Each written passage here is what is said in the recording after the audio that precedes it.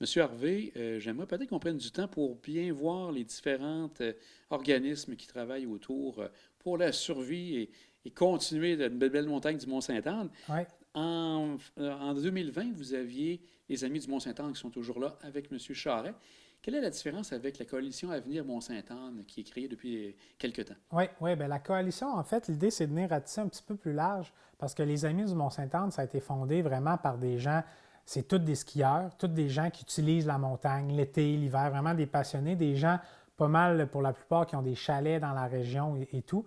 Puis là, avec la coalition, on veut venir plus large. On vient chercher avec Mario Bédard, entre autres, tu sais, de Mallette. Lui, Mario, il a un chalet dans Charlevoix, mais pas au Mont-Saint-Anne. Il ne fait pas de ski. Donc, lui, c'est plus le côté économique, développement économique qui l'intéresse. Puis de voir que le Mont-Saint-Anne, c'est un potentiel tellement grand de développement économique qui est sous-utilisé. Fait que c'est venir ratisser plus large à l'atteinte des gens de la région de Québec, la Chambre de commerce, des gens du monde politique, des anciens politiciens. Donc, vraiment aller un petit peu plus large, ouvrir nos horizons, là. Donc, c'est un peu ça l'idée. Il y a aussi le Centre plein air Mont-Saint-Anne, Exact.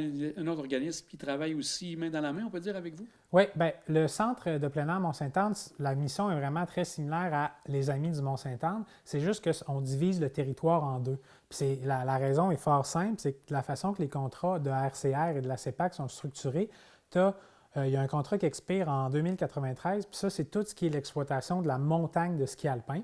Ça, c'est un peu le mandat des Amis du Mont-Saint-Anne. Et le secteur Est, c'est tout le pourtour de la montagne. Donc, c'est tout ce qui est à l'est de la montagne, mais également un petit peu vers l'ouest. Donc, quand les gens qui connaissent la Libériste, entre autres, ça, c'est un contrat différent, celui-ci qui va expirer en 2029. Donc, c'est pour ça que les efforts sont un peu scindés selon la durée des contrats, là. Aussi, dans les actions que vous avez faites, en juin 2021, il y a eu le plan de revitalisation que vous avez présenté à RCR. Exactement. Comment ça a été reçu, ce plan-là?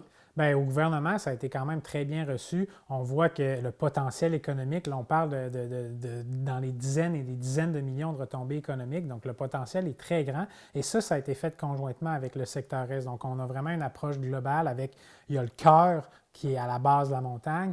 Il y a le secteur Est. On parle aussi de Sainte-Anne où il y a le quai. Maintenant, on veut redonner accès à l'eau aux gens, aux touristes qui vont revenir au Mont-Sainte-Anne parce qu'on sait que des touristes internationaux, il y en a de moins en moins au Mont-Sainte-Anne. On veut ramener ces gens-là. On veut vraiment remettre le Mont-Sainte-Anne sur la map comme destination là, vraiment exceptionnelle de l'Est du Canada, même de l'Est de l'Amérique du Nord. Et avec ce plan de développement-là, on est vraiment confiant que c'est la manière de faire, là. Et comme vous dites, RCR ont plus ou moins répondu ou Ben, ont pris un intérêt par rapport à tout ça? le plan avait été partagé à RCR, il a été partagé à tous les gens OK, du milieu, il a été très bien reçu par les gens du milieu. RCR, on n'avait pas eu vraiment de réponse de leur part, donc c'est difficile pour moi de me prononcer là, sur comment que ça a été reçu de leur part, là. je comprends.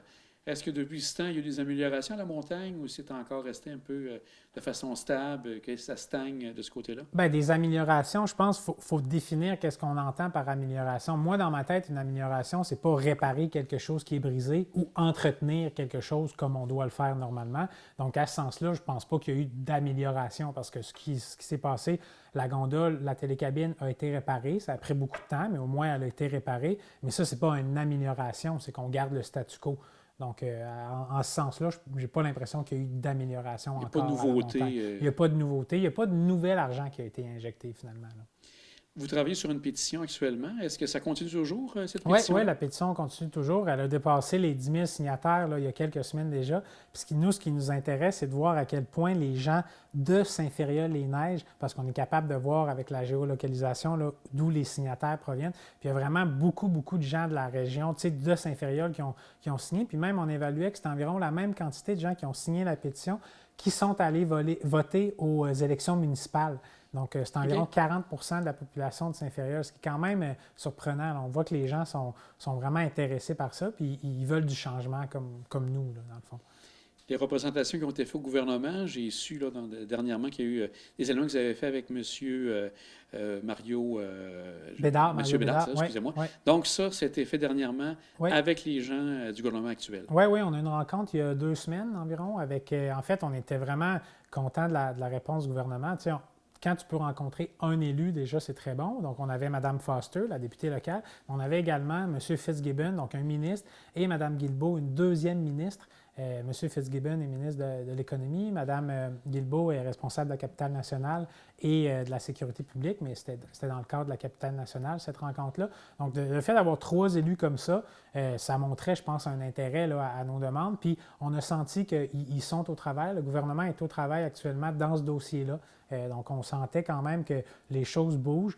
Maintenant, on ne pouvait pas avoir de détails nécessairement sur la nature du travail, mais on sait que c'est un dossier qui n'a pas été tabletté, puis c'est un dossier là, sur lequel les gens au gouvernement s'affairent activement. Fait que pour nous, c'est positif. On entendait aussi, on s'est fait dire qu'on allait avoir des nouvelles fin février sur les avancements au niveau du gouvernement. Donc, c'est rare que des élus vont se commettre sur des dates comme ça. Donc, pour nous, c'était quand même positif comme rencontre là, avec le gouvernement. Mais évidemment, on veut, ce qu'on veut, c'est qu'il y ait du changement au Mont-Sainte-Anne. Puis, on ne veut pas choisir d'opérateur, mais on veut que la tâche de l'opérateur soit définie plus clairement, puis qu'il y ait des obligations, qu'il y ait des redevances à donner à la population. Donc, je pense que si ces choses-là sont faites, tout le monde va être content, là.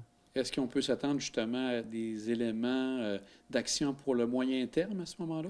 Bien, ce qu'on a compris, c'est qu'on devrait avoir des nouvelles assez rapidement sur s'il y a quelque chose qui va se passer ou pas. Après, s'il n'y a pas d'entente qui peut être intervenue entre le gouvernement et la RCR, on va le savoir. Après, on ne sait pas quelle voie ça va prendre. S'il y a une entente qui est en cours de route, on va le savoir aussi. Mais ça, après, ça peut prendre quelques mois. Il faut quand même, s'il faut rouvrir les contrats, s'il faut aller chercher du financement, il y a quand même des délais. Mais on devrait avoir une idée assez rapidement là, dans quelle direction le gouvernement s'en va, là. Je parle aussi de la CEPAC, qui est une organisation gouvernementale aussi. Oui. Quel est son rôle dans le dossier actuel? Bien, le rôle de la CEPAC est crucial parce que c'est elle, en fait, qui signe les contrats, qui a signé les contrats avec RCR. Donc, c'est vraiment le ministère de la Faune et des Parcs qui est responsable de la CEPAC, qui deal directement au niveau contractuel, du moins, avec RCR. Donc, c'est sûr que le rôle est central de la CEPAC. C'est elle qui possède le fonds de terrain parce que RCR n'est pas propriétaire du fonds de terrain. C'est au gouvernement du Québec que ça appartient, mais RCR a comme un contrat.